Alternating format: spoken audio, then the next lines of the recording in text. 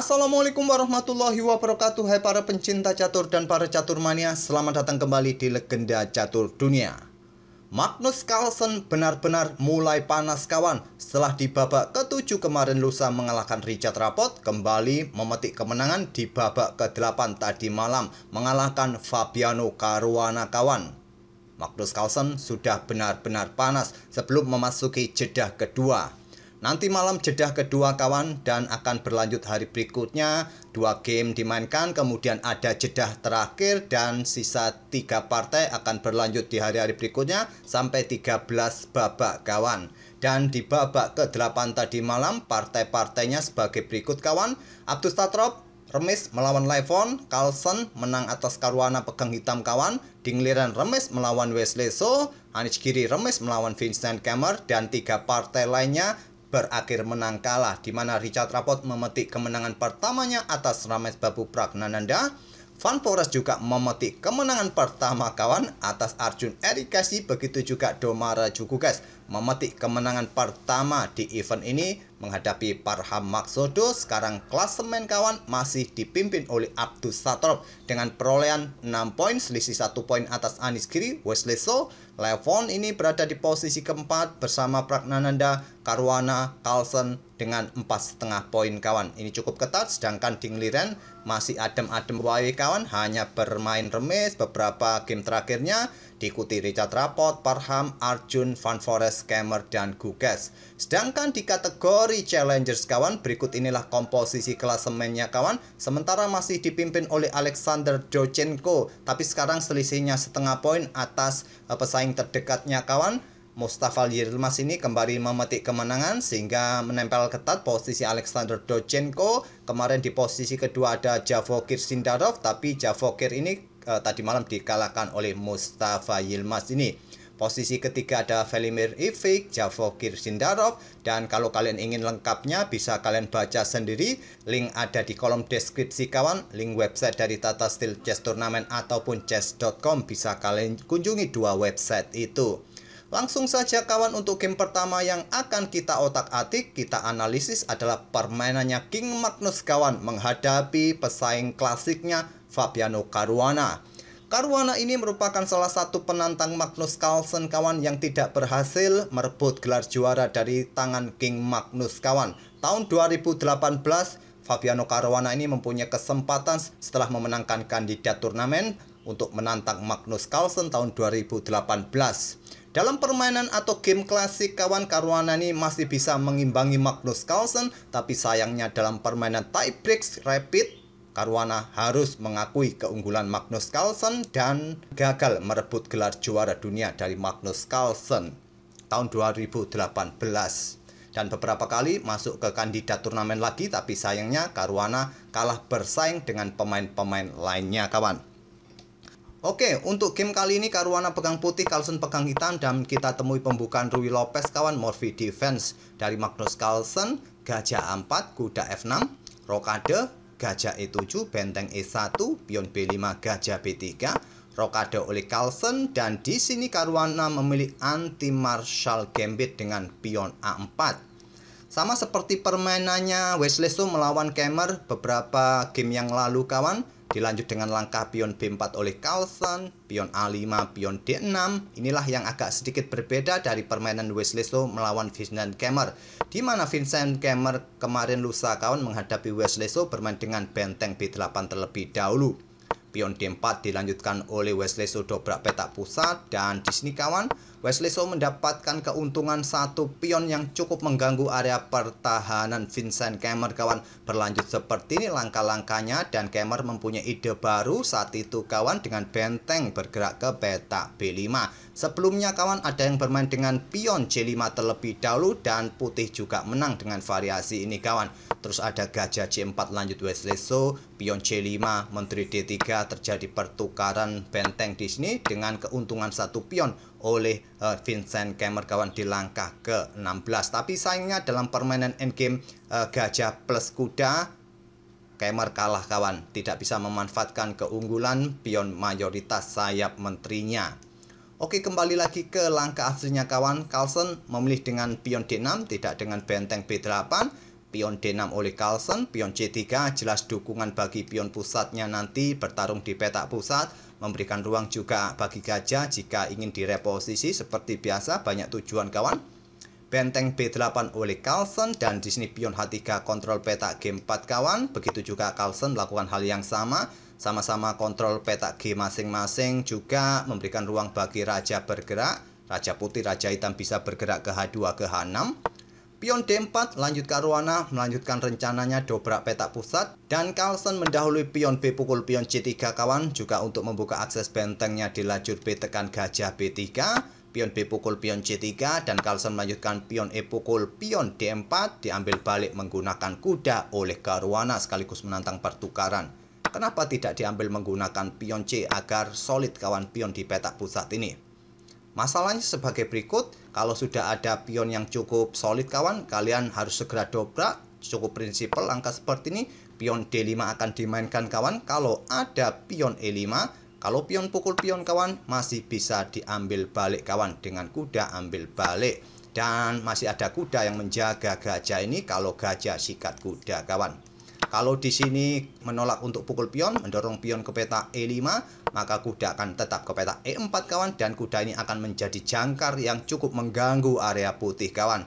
Mungkin benteng E3 dari Stockfish, nanti gajah juga bisa bergerak kawan untuk mendapatkan pion, tapi masih bisa diantisipasi juga dengan langkah gajah A3, menantang pertukaran gajah gelap. Tidak mungkin nanti gajah ambil pion A5 karena bentengnya juga bisa jatuh kawan.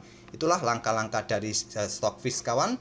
Tapi keuntungan nanti akan hilang didapat oleh putih kawan. Sedikit keuntungannya akan hilang. Masih banyak pilihan juga melangkah bagi kedua pemain. Dan terlihat pun di situ parameter menunjukkan permainan akan level. Tapi sebelum bergerak dengan langkah pion pukul pion, coba lihat parameter putih masih mempunyai sedikit keuntungan. Oleh karena itulah Caruana ambil balik menggunakan kuda. Tidak diladeni oleh Carlsen pertukaran kawan, melanjutkan pengembangan gajah D7. Seumpama terjadi pertukaran di sini, sekarang cukup berbeda kawan. Tidak ada kuda di petak C6 ini untuk mengawal gajah. Kalau di sini dilanjut dengan langkah pion D5 oleh hitam, maka putih akan meladeni pion pukul pion kawan. Gajah ini akan tewas jika kuda ambil pion yang ada di petak D5, dan gajah ini tewas kawan di langkah berikutnya. Kalau sudah begini kawan, pion pukul pion ini, maksud saya pion pukul pion di sini kawan. Ya, di sini jangan ambillah pion ini. Mungkin bergerak dengan langkah gajah ini bergerak ke petak B4 untuk ancam benteng, ancam pion di sini kawan. Itu bisa dilakukan, atau gajah berkembang ke petak F5, tidak langsung ambil pion putih. Memang secara posisi di sini putih mempunyai dua pion mengganggu dan materi pun unggul satu pion, cuma ya pion yang bertumpuk seperti ini juga tidak terlalu bagus bagi putih juga kawan. Tapi secara materi unggul satu pion untuk sementara. Oleh karena itulah Carlsen tidak menukarkan kudanya, melakukan pergerakan pengembangan gajah D7 untuk membackup kuda, dan Caruana juga menahan diri tidak melakukan pertukaran. Nanti gajah terang mendapatkan diagonal yang bagus kawan di diagonal terang panjang, melanjutkan pengembangan cukup prinsipal gajah F4, kuda E5 untuk menghindari pertukaran yang ingin dilakukan oleh kuda putih, dan di sini Stockfish menyarankan gajah G3 untuk memberikan jalan bagi pion F-nya kawan, tapi memilih dengan kuda A3. Carlsen benteng E8, persiapan gajah F8, mungkin pion G6 kontrol petak-petak terang ini nanti gajah di Viacento bisa jadi pilihan kawan. Di sini gajah mundur ke G3, gajah F8, pion F4, kuda C6, dan di sini Caruana mendorong pion E-nya kawan untuk menantang pertukaran di lajur pusat untuk membuka permainan. Kalau Stockfish di sini menyarankan gajah ini bergerak ke petak H4, coba pressure kuda F6. Memang terlihat di sini putih akan mengorbankan pion kawan di lajur A yang bisa diambil oleh kuda. Tapi Caruana mencoba membuka permainan di petak pusat dan diladeni oleh Carlsen dengan pion D pukul pion E5. Tidak melanjutkan ambil pion yang cukup atau terbilang gratis ini kawan. Tapi melanjutkan pertukaran di petak pusat, langkah terbaik. Kalau ambil pion ini pilihan nomor 3 kawan. Atau pilihan nomor 2-nya adalah pertukaran kuda terlebih dahulu. Carlsen memilih pertukaran pion terlebih dahulu.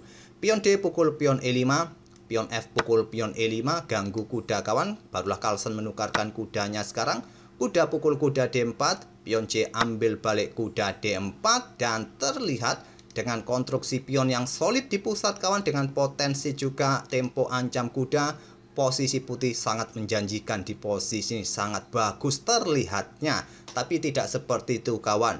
Di sini Carlsen menemukan langkah terbaik, langkah ciamik, langkah fantastis. Dengan langkah menyerang, tidak lagi bertahan mundur kawan. Kuda memilih gajahnya ke C6, membuat langkah pengorbanan kuda. Diikuti mungkin langkah menteri. Kalau sudah tidak ada gajah di sini kawan, langsung direct memberikan ancaman skakmat. Bagaimana jika kuda ini mundur kawan? Karena memang tidak mempunyai banyak petak kuda ini kawan. Mundur ke petak H7, balasannya adalah benteng bisa bergeser ke F1. Dengan gajahnya coba pressure petak F7 ini tidak akan menyenangkan juga bagi hitam. Ataupun juga dengan langkah menteri D3, diikuti gajah berada di diagonal ini. Ini juga bikin ketar-ketir bagi hitam nanti kawan. Tapi Carlsen menemukan langkah ciamik pengorbanan kuda dengan langkah gajah J6, ditolak dengan langkah blunder malahan oleh Fabi, yaitu menghindari tekanan benteng kawan. Karena kenapa di posisi putih tidak berani ambil kuda, ide Magnus Carlsen adalah membuka lajur E, melakukan pertukaran benteng terlebih dahulu, diambil balik oleh gajah agar menteri tetap menjaga pion dari ancaman menteri hitam ini kawan. Tapi benteng ini meluncur ambil gajah sebagai ganti kuda yang ada di peta F6 ini kawan. Kalau benteng ini langsung diambil oleh menteri, hitam juga bisa mendapatkan benteng A1 kawan. Seumpama menteri tidak ambil benteng ini, mungkin bergerak dengan langkah benteng C1 kawan, sama-sama memberikan ancaman bagi perwira masing-masing. Gajah ini akan bergerak ke peta 4, persiapan discover, kuda mundur ke peta C2 untuk blokade discover, dan di sini menteri baru bisa mendapatkan pion F6 kawan. Dan coba hitung jumlah pion di sini, hitam akan diuntungkan dengan keunggulan 1 pion dan dalam posisi yang sangat aktif para perwiranya mulai menekan. Itulah ide pengorbanan dari Carlsen dengan kuda F6 ini, tapi sayangnya di sini Fabi tidak menemukan langkah terbaik. Langkah terbaiknya adalah benteng ini bergeser ke C1 kawan. Tapi memilih gajah C2 mungkin dengan ide menghadang pergerakan kuda yang akan mundur ke peta H7 dengan langkah menteri bersama gajahnya nanti berada di diagonal ini. Tapi sayangnya Carlsen tidak melangkah kudanya mundur kawan, terus memberikan tekanan. Kali ini dengan menteri D5 direct kawan, langsung memberikan ancaman skakmat dan diantisipasi dengan benteng E2 karena menteri harus tetap menjaga peta D4 nya kawan. Tidak bisa lagi dengan menteri ini kawan ke peta D2, membackup pion sekaligus peta G2 karena ada gajah di sini kawan, dan salah satu perwira ini bisa tewas. Memang sangat logis dengan benteng E2. Dan lagi-lagi Carlsen menawarkan kudanya kawan dengan benteng B4. 3 kali sudah Magnus Carlsen menawarkan kudanya, dan 3 kali juga Fabi menolak dengan langkah raja bergeser ke H2.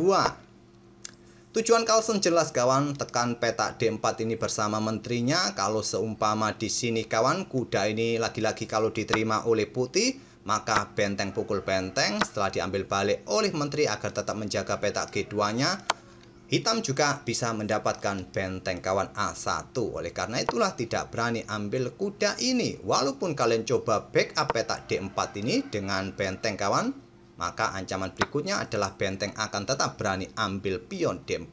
Kalian tidak bisa ambil benteng ini karena kalian harus menjaga peta G2 kawan. Seumpama gajah ini bergerak ke peta E2, masih ada gajah B4 kawan. Oke, kembali lagi ke langkah aslinya. Jadi Fabi memilih menyelamatkan rajanya bergerak ke H2 meninggalkan baris pertama. Di sini kawan, Carlsen ambil pion D4. Menteri B1 berada satu diagonal kawan, tapi juga percuma, gajah yang berada di depan bukan menteri, jadi tidak bisa melakukan apa-apa setelah ditinggal kuda ini. Ya kalau ada skak, raja bergeser ke peta gelap, tak ada masalah. Dan di sini kawan, Carlsen memutuskan untuk kudanya lompat ke peta E4, menawarkan pertukaran di peta E4 ini, segalanya bisa ditukarkan di peta E4. Mungkin Carlsen sudah mempertimbangkan langkah terbaik dengan benteng D2, mungkin sudah dikalkulasi kawan. Tapi yang menjadi pertimbangan mungkin di sini Carlsen tidak menyukai langkah gajah ini bergerak ke peta B3 bersama menterinya kawan. Untuk pressure pion ini, kalau ada benteng E7 maka gajah ini bisa menghindar kawan untuk menghindari ancaman kuda. Kalau di sini sih Stockfish menyarankan sikat gajah ini kawan, dan akan dikejar-kejar rajanya Magnus Carlsen. Tapi tak ada masalah, kalaupun dikejar-kejar keluar pun di sini sampai di sini tidak ada tempo skak lagi kawan. Inilah posisi atau langkah atau variasi kemenangan yang lebih cepat yang harusnya bisa didapat oleh Carlsen. Tapi Carlsen mungkin tidak menyukai rajanya dikejar-kejar sampai keluar kandang, memilih langkah pertukaran, menawarkan pertukaran kawan, dan diladeni oleh Fabi agar terlihat ringan tekanan yang akan diterimanya nanti. Dan kita sekarang memasuki permainan endgame gajah plus kuda melawan sepasang gajah hitam dengan keunggulan Carlsen 1 pion kawan.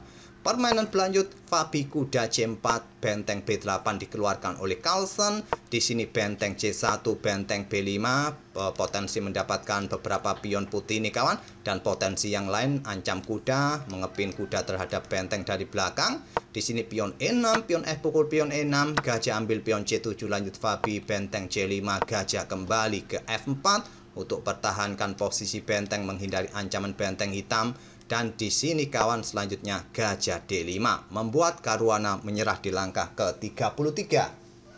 Apa yang menjadi Caruana menyerah kawan? Tentu dia akan kehilangan pion yang ada di lajur A dan hitam akan unggul 2 pion nanti dan mempunyai 2 pion bebas di sisi kiri dan di lajur E ini kawan. Coba kita ilustrasikan saja.